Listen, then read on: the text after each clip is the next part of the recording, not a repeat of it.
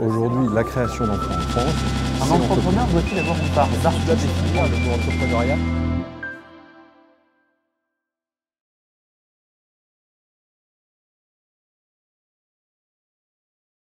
Sébastien Spetch va nous présenter sa société Borderline. Gagnant du prix Mouv'J 2011, la société est en pleine expansion. Bonjour Sébastien. Bonjour. Alors, bonjour Sébastien, est-ce que tu peux te présenter en 2 mots?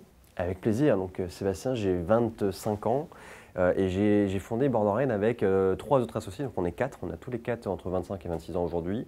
On s'est rencontrés il y a maintenant 5-6 ans pendant nos études en école de commerce.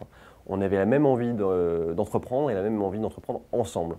Et c'est comme ça qu'un beau jour est née l'aventure Borderline. Qu'est-ce que Borderline et pourquoi avoir choisi du jus de fruits?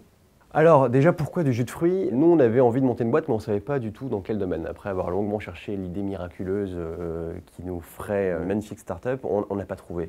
Et en plaisantant, un lendemain de soirée un peu difficile, en se disant qu'il fallait qu'on arrête l'alcool, on a eu cette réflexion sur le sans-alcool qui pourrait peut-être devenir un peu fun, un peu sexy, un peu branché.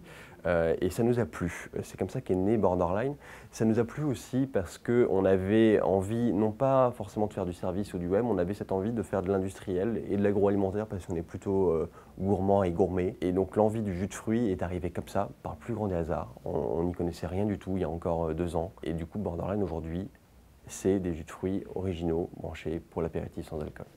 Quelle est l'origine du nom Borderline? Pourquoi un nom aussi décalé? Alors on voulait rompre avec les codes habituels du secteur. Borderline, c'est du jus de fruits, mais à aucun moment la marque ne fait référence aux fruits, au jus. C'est 100% naturel, mais c'est pas marqué en grand sur la marque. On voulait reprendre des codes habituellement destinés plutôt au marché de l'alcool, paradoxalement. Et en fait, on s'est rendu compte que quand on mettait les valeurs de la marque sur la table, il y avait plein de choses assez paradoxales, qu'on était entre l'alcool, le sans-alcool, le politiquement correct, le pas politiquement correct. Et finalement, il y avait une ligne. Et Borderline, c'est être sur cette ligne tout le temps. Et c'est ce qui nous a plu. Et finalement, c'est une marque qui est plutôt efficace dans son nom. Et ça nous a interpellés quand on a trouvé ce nom-là. Comment vous êtes-vous financé? Est-ce que cela a été difficile? Alors nous, on est allé voir les banquiers en leur disant on va se lancer sur un marché très mature, plutôt saturé. On est tout petit, on n'y connaît rien, on n'a pas d'échantillon à vous proposer, on n'a rien à vous montrer et on n'a pas beaucoup d'argent à mettre sur la table. Donc évidemment, ça a été difficile. En plus, on leur a demandé de nous financer notre stock et notre besoin en fonds de roulement, tout ce que les banquiers adorent. Donc au bout de 25 banques rencontrées, on a réussi à trouver 2 banques qui étaient prêtes à jouer le jeu. On a évidemment également eu la chance d'avoir des prêts d'honneur qui nous ont permis d'avoir un effet de levier sur le prêt bancaire. Donc on a travaillé avec Réseau Entreprendre notamment. Et donc au global, on avait un besoin de financement qui était de 125 000 € et qu'on a financé à peu près un tiers nous, un tiers bancaire et un tiers prêt d'honneur. Vous êtes actuellement en phase de recrutement. Alors quels sont vos critères justement? Est-ce que vous vous basez plus sur le CV ou sur l'aspect humain de la personne? On reçoit beaucoup de CV voilà, il faut qu'il y ait quelque chose, au premier abord, qui nous plaise, qui nous attire. Mais pour être honnête, on ne va pas regarder les expériences plus que ça. C'est plus dans la formulation, dans la lettre de motivation. Voilà, s'il y a un trait de caractère qui ressort et qui nous attire, on va prendre la personne en entretien. Et après, c'est effectivement l'humain qui va primer. Évidemment, sa capacité à faire la mission le mieux possible. Mais on recrute parfois des gens qui n'ont pas d'expérience ou très peu d'expérience, très peu de stage. Et c'est vraiment la personne qui prime à ce moment-là. Vous avez eu une démarche surprenante pour trouver vos locaux.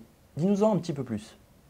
Oui, alors après avoir fait 1 an dans nos appartements, au 2e sur l'ascenseur, dans une rue piétonne pour le stock, c'était tout sauf pratique. On a fini par chercher des locaux avec des contraintes de prix et des contraintes d'accessibilité camion. Dans Paris, le moins cher possible. Ça n'existe pas. Et donc on a fini par trouver toute proximité de Paris, à Pantin, un plateau qui était disponible, qui était trop grand pour nous. Il y avait pas mal de travaux, mais il rentrait tout à fait dans les critères de prix. Et du coup, on a décidé de le partager avec d'autres jeunes entreprises, d'autres jeunes startups, la plupart rencontrées dans le réseau Mouv'J.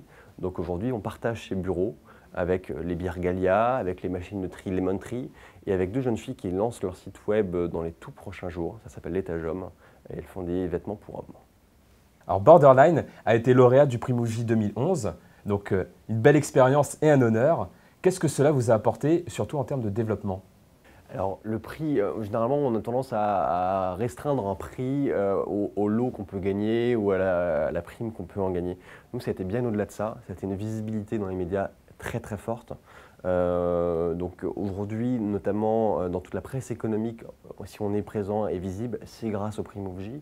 Ça nous a permis également de rencontrer un réseau d'autres jeunes entrepreneurs, parfois dans des secteurs proches du nôtre avec qui on travaille, parfois dans des secteurs très éloignés avec qui ça fait du bien d'échanger. Ça permet de progresser tous ensemble. Donc plus que le prix, je dirais, c'est derrière, c'est le réseau qu'on peut toucher et la visibilité qu'on peut avoir dans les médias. Pour conclure, demain, Borderline sera-t-elle une multinationale? J'aimerais beaucoup. Après, on est sur un marché qui est difficile, où la plupart de nos concurrents s'appellent Coca-Cola, PepsiCo. Donc avant d'arriver à leur niveau, il va se passer beaucoup de temps. Nous, le but, c'est de développer la marque Borderline, qui n'est pas forcément cantonnée au jus de fruits, et c'est de la développer toujours sur un marché qui est grand public, en prouvant qu'on peut prendre un produit classique et parfois un peu triste, le rendre fun, sexy, différent, original. Un dernier mot, Sébastien?